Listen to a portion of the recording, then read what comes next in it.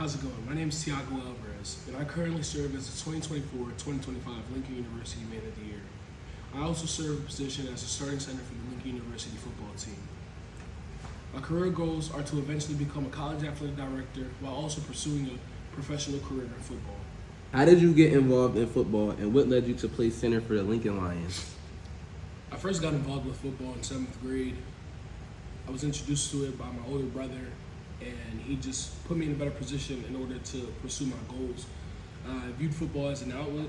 It allowed me to put myself into rooms that I wouldn't normally be able to get into if it wasn't for the sport.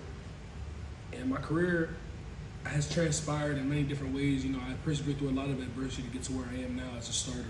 So, I'm just blessed and highly favored. What has inspired you to start Grande Apparel, and what's the story behind the brand?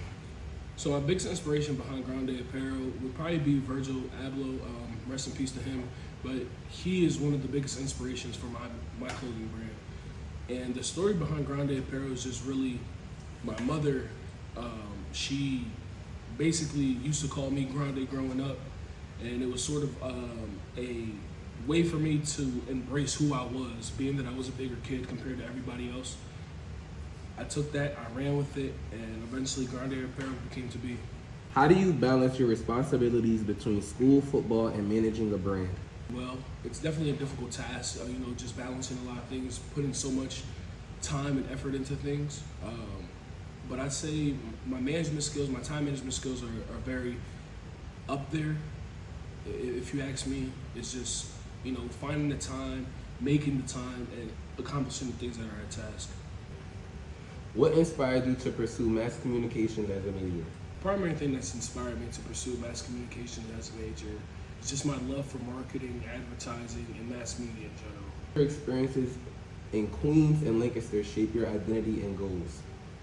I think the biggest thing that shaped my identity, being that I lived in two different versions of the inner city, is just my ambition to achieve my goals. Especially during my times in New York, I was able to connect with a lot of people, and in that, it's allowed me to transfer that over to living in Lancaster as well. What do you think is the biggest misconception about Black men mental health, and how do you hope to address it in your research? So I think the biggest misconception is just that men don't have feelings. It's a stigma that's been going on for years. It's many times that we hear as men, boys don't cry, men don't cry, men don't have feelings. You need to be strong for your household. You need to be a man, be a man, be a man. But nobody really knows what being a man is. And I think the biggest thing that I'm going to do in my position during my research is find ways and avenues for men to break this stigma while also being able to talk freely about their emotions. How would you describe your fashion style, and who are some of your biggest influences besides Virgil? I'd say my fashion style is a mixture of a lot of influences from the early 2000s New York streetwear scene, as well as the early 2000s Atlanta streetwear scene. My biggest fashion inspirations, aside from Virgil, would have to be Kanye West, Pharrell Williams. I have to throw Drake in there as well, certain pieces that he puts together, and most importantly, Lil Yachty. What qualities do you think are essential for someone aspiring to be an athletic director? I think the qualities necessary to be an athletic director is you have to be able to persevere through adversity. Adversity is going to come. There's going to be things that occur that you don't have control over, and you have to be able to pivot and make decisions in a span of a second. I also think time management is a key factor, leadership, and being able to work amongst a team, being able to have everybody on the same page in order to accomplish goals and winning championships. Looking to the future, how would you define success in both your football and entrepreneurial career paths? I think the biggest...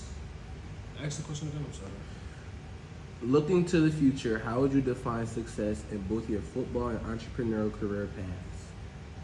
I think defining success in my football and my career path just comes to an internal feeling of success. Success is not graded based off accomplishments or awards or certain recognition. The recognition is going to come But just staying true to the process, staying true to who you are within yourself, and remembering why you started what you started. And lastly, what does your role as Lincoln Man of the Year entail, and what does it mean to you? My role as Lincoln Man of the Year is just a leadership position. It's a leadership position on campus in which I'm able to unite the young black men on campus to voice how they feel, give them outlets, as well as give them opportunity to step into rooms that they wouldn't normally step into, allow them to connect with adults on campus and potentially find internships and things of that nature. It means a lot to me because it's something that I needed when I first got here, and I was able to receive that. Now that I'm in that position, it means the world. Thank you.